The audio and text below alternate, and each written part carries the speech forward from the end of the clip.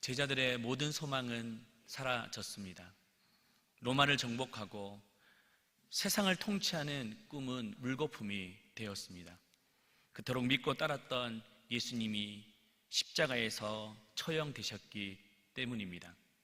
예수님이 제자들을 처음 부르실 때 그들은 사람을 낚는 어부가 되기로 약속했습니다. 하지만 예수님이 돌아가시자 사람은커녕 당장 먹고 살기도 막막합니다. 그렇다고 넉넉히 기다릴 수만 있는 것도 아닙니다.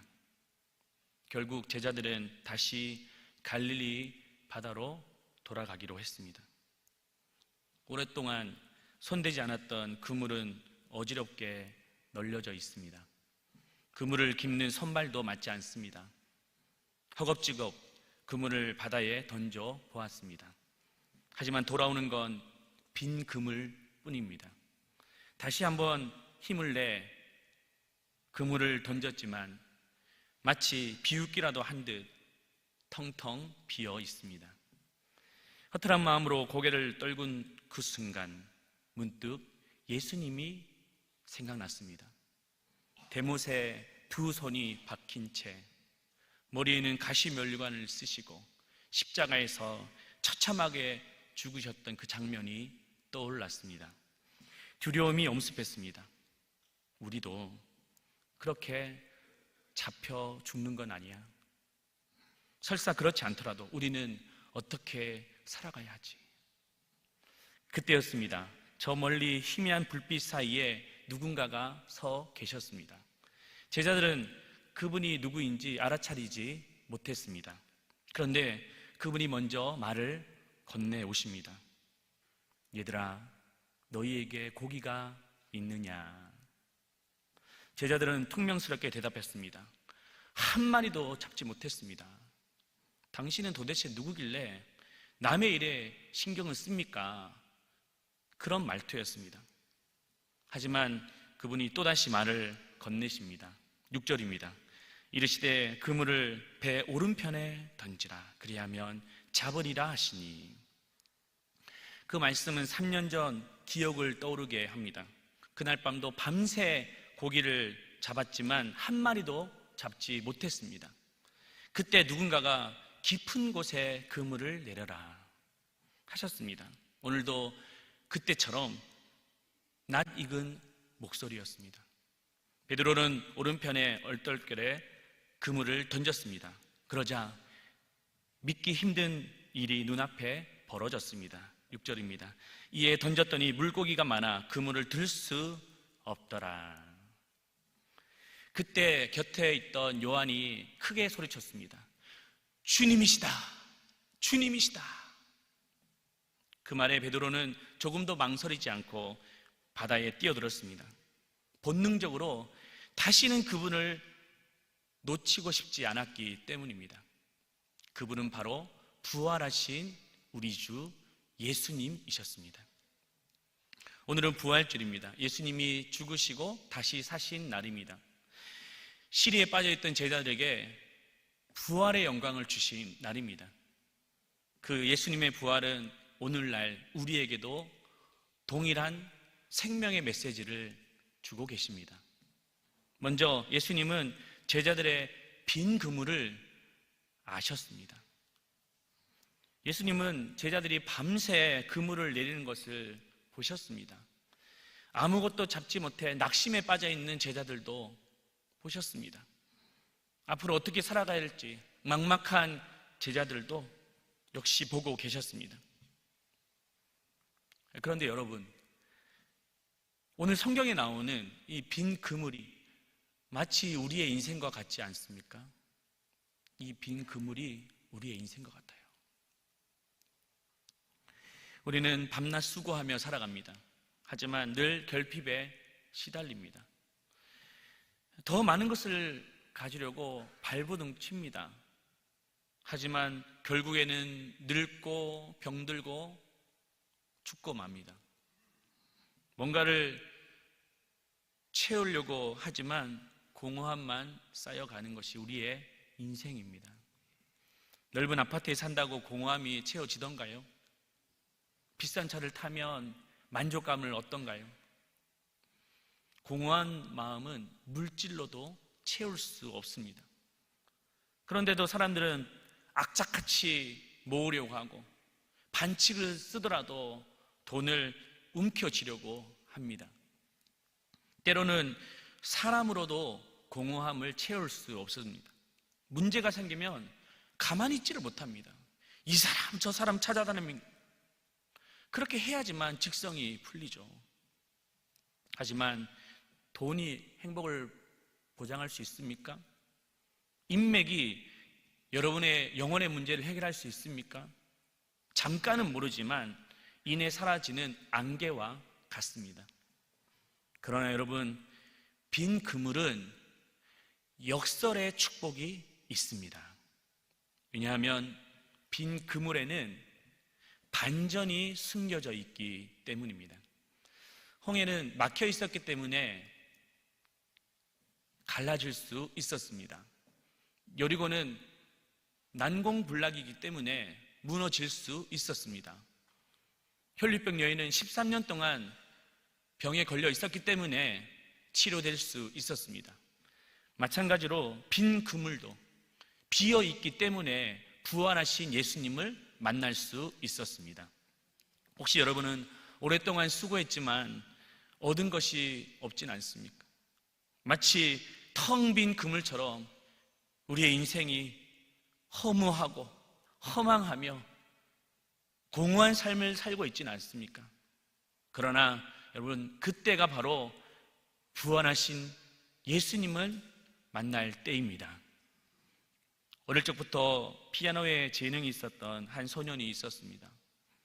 세계적인 피아니스트가 되는 것이 꿈이었습니다. 음대를 진학하기 위해서 열심히 연습했습니다. 하지만 가난한 형편 때문에 낮에는 공장에 들어가야 했습니다. 주경야독으로 공부했습니다. 입시에 도전했습니다. 하지만 그만 떨어지고 말았습니다. 1년을 더 준비해도 결과는 같았습니다. 설상가상으로 어머니마저 몸져 눕게 되면서 음악을 계속할 수 없었습니다. 그는 시리에 빠졌습니다. 왜 나는 이런 집안에 태어난 거야? 난 왜 이렇게 불행한 거야? 그는 공장 기계 소리 때문에 더 이상 피아노 소리를 들을 수 없었습니다. 그러던 어느 날 교회에서 반주자가 필요하다는 광고를 들었습니다. 조심스럽게 굳어진 손을 다시 건반 위에 올려 놓았습니다. 예전 같은 실력은 나오지 않았지만 진심을 다해 반주를 시작했습니다. 그러던 어느 날 한 성도님이 찾아와서 이렇게 말했습니다. 형제님의 반주를 들으면 나도 모르게 눈물이 나요. 며칠 뒤에 또 다른 한 성도님이 찾아와서 이렇게 말했습니다. 형제님이 연주를 하면 하나님께서 나를 위로하시는 것 같아요.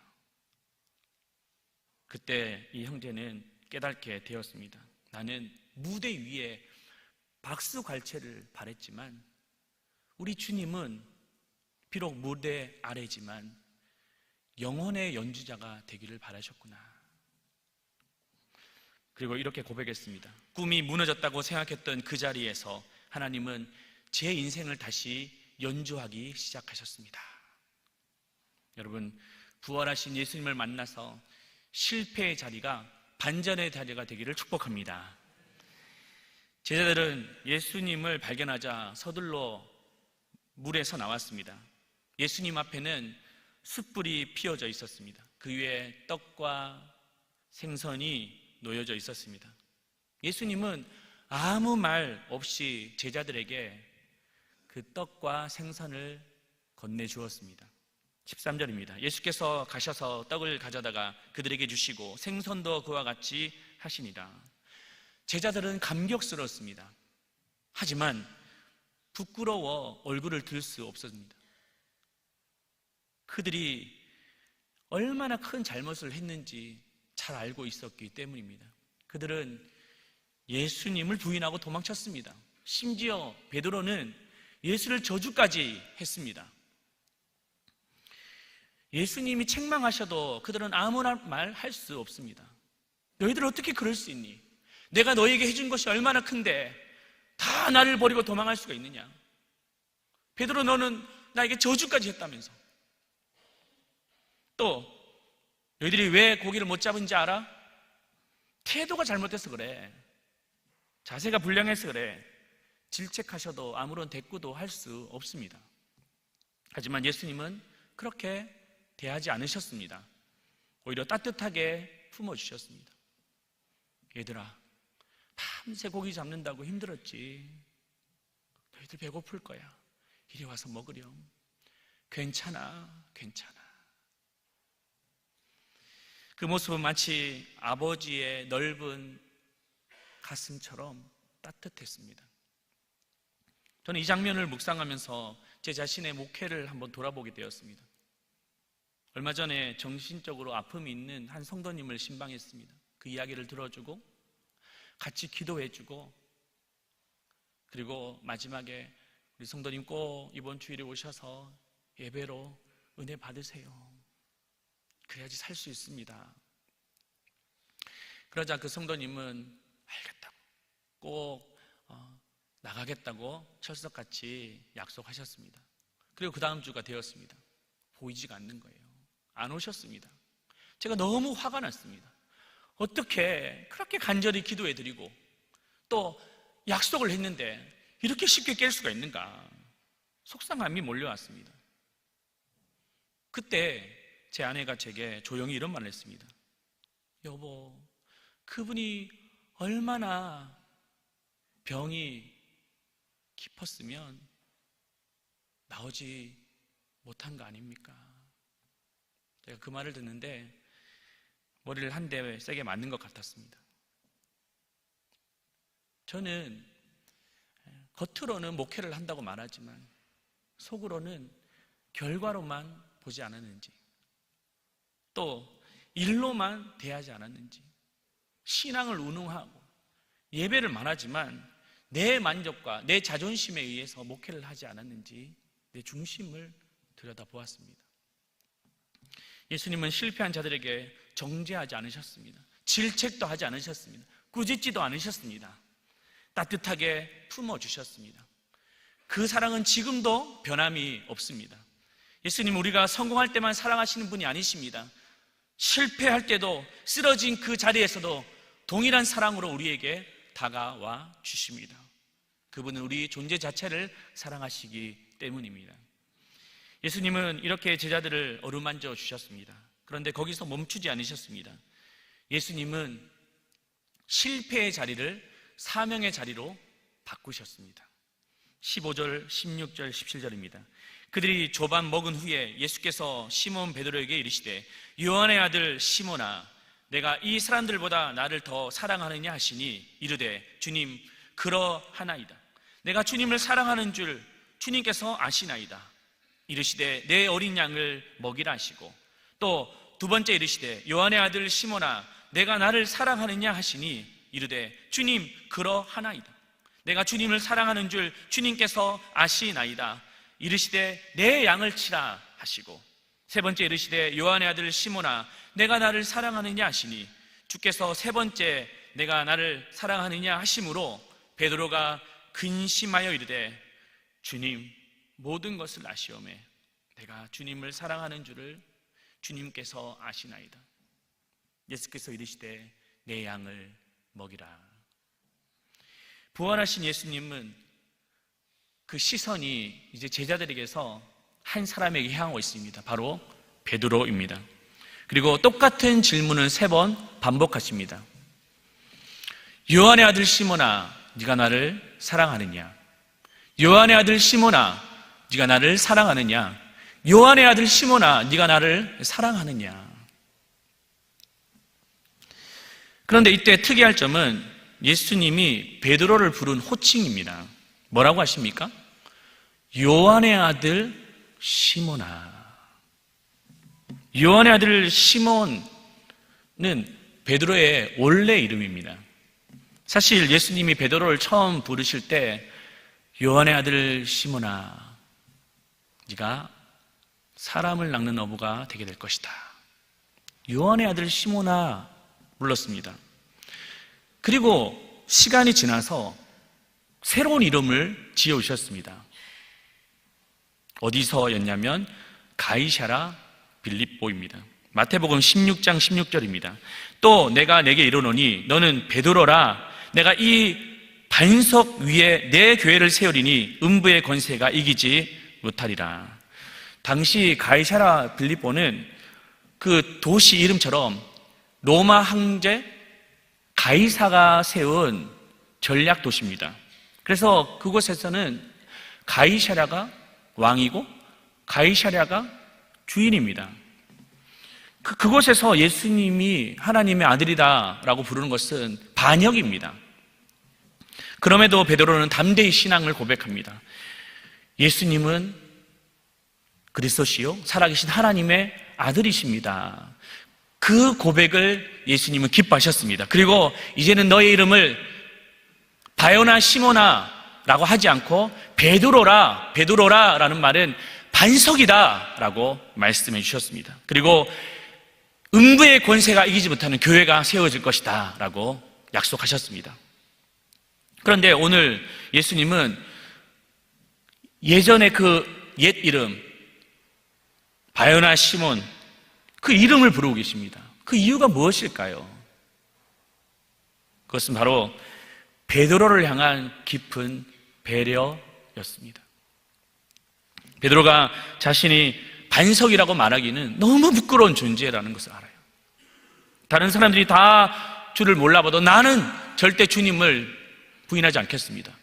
사람들이 다 떠나도 나는 떠나지 않겠습니다. 심지어 예수님이 옥에 가시도 나는 죽기까지 따르겠습니다 라고 했던 자였습니다. 하지만 정작 위기가 찾아오자 예수님을 저주하고 도망쳐 버렸습니다. 그의 마음속에 얼마나 죄책감이 들었을까요? 반석? 내가 무슨 반석이야? 내가 주님을 따른다고? 나는 베드로라 불릴 자격도 없어. 그냥 고기나 잡는 처량한 인생일 뿐이야. 그런데 여러분, 예수님은 베드로의 그 마음을 누구보다도 잘 아셨습니다. 그래서 이렇게 말씀하십니다. 요한의 아들 시몬아, 내가 나를 사랑하느냐? 너의 옛사람, 과거의 실패, 연약한 그대로 너를 품고 있단다. 그리고 연약한 모습 그대로 나는 너를 사용할 것이다. 내가 잘한다고 해서 쓰고 못한다고 해서 버리지 않는다. 다만 나를 향한 진실한 고백, 네가 나를 사랑하느냐 그 질문 앞에 내가 주를 사랑하는지 주께서 아십니다. 그 고백 한마디면 된다. 그러자 베드로의 말투는 달라졌습니다. 예전처럼 큰 소리도 치지 않습니다. 호언장담도 하지 않습니다. 그냥 진심을 담아 고백할 뿐입니다. 주님, 제가 주님을 사랑하는 것을 주께서 아십니다. 그러자 그 고백 위에 예수님은 새로운 사명을 주셨습니다. 내 어린 양을 먹이라, 내 양을 치라, 내 양을 먹이라. 즉 아무것도 할 수 없다고 느끼는 그 순간이 바로 주님께서 일을 맡기실 때다라는 것을 보여주셨습니다. 예수님은 우리에게도 동일하게 물으십니다. 네가 나를 사랑하느냐? 그때 진실한 고백을 주님은 듣기를 원하십니다. 내가 주님을 사랑하는 줄 주께서 아십니다. 내가 너무 부끄럽고 죄송하고 송구하지만 그래도 작은 주님을 사랑하는 그 마음, 그건 변치 않고 싶습니다. 그때 하나님이 우리를 사용하십니다. 이것이 바로 빈 그물의 반전입니다. 여러분, 가장 약하다고 느끼십니까? 그때 하나님이 일하십니다. 우리가 가장 미련하다고 생각하십니까? 그때 우리 주님께서 행하십니다. 그 낮은 자리에 있으니까 그때 하나님은 다시 아름답게 사용하실 사명의 자리인 줄로 믿습니다. 청년 사역할 때 한 청년이 등록을 했습니다. 30대 초반의 남자였는데요, 제가 한번 말씀드렸는지 모르겠어요. 외모도 출중하고 또 예의도 바른 친구였습니다. 신방을 하는데 뭔가 좀 더 다르다라고 느꼈습니다. 근데 아니나 다를까 본인이 사역자였다는 거예요. 그리고 안수도 받았고 목사입니다. 결혼도 했다는 겁니다. 하지만 결혼 후의 삶은 지옥이었다라고 말합니다. 연애할 때는 몰랐는데 결혼하고 보니 아내가 갑자기 돌변했다는 겁니다. 음주 가무에 빠져 3시가 돼도 들어오지 않았습니다. 사치는 점점 심해져가고 또 카드값은 감당할 수 없었습니다. 더 큰 문제는 의부증입니다. 남편이 사역을 한다고 하면 불안해서 못 견디면서 막 사역하는 데까지 찾아와서 괴롭히고 문제를 일으키며 그렇게 사역을 방해했다고 합니다. 도저히 교회에 피해가 될까 봐 사역을 내려놓았습니다. 그렇다고 신앙을 버릴 수 없으니까 도망치듯 교회를 빠져나와 옮기게 되었습니다. 그런데 문제는 시간이 지나면 좀 괜찮겠지 생각했는데 그렇지 않대요. 정죄감에 사로잡혀서 밤에 잠을 잘 수 없는 거예요. 네가 무슨 목사야? 네가 무슨 사역자야? 가정도 지키지 못하면서 너 모든 게 끝났어. 너무 마음이 아팠습니다. 같은 사역자로서 저도 모르게 그 형님의 손을 잡아주면서 이렇게 말했습니다. 형제님, 아무도 형제님을 정죄하지 않습니다. 주님도 형제님을 정죄하지 않습니다. 다만 실패하고 넘어져도 네가 나를 사랑하느냐 주께서 물으실 때 부족하지만 내가 주님을 사랑하는 줄 주께서 아십니다. 그 고백만 변치 않으면 된다고. 그럼 하나님이 다시 형제님을 사용하실 거라고. 그때 제가 비록 목사의 손을 잡고 제가 기도한 것 같지만 그때 우리 주님께서 그 형제님의 손을 꼭 잡고 기도해 주시는 것 같았습니다. 강하게 그걸 느꼈어요. 말씀을 정리하겠습니다. 오늘은 부활주일입니다. 부활주일은 예수님이 사망 권세 이기시고 부활하신 날입니다. 그래서 예수님의 부활의 첫 열매로 우리도 부활할 수 있습니다. 그리고 부활에 참여할 수 있습니다. 그런데 이것은 부활의 본질입니다. 그런데 이것이 다가 아니에요. 부활주일은 예수님의 부활을 기념하는 것으로 끝나지 않고 절망 속에 있는 우리들에게 반전을 선포해 주시는 날입니다. 혹시 실패와 좌절로 하나님 앞에 나아가지 못한 자들이 있습니까?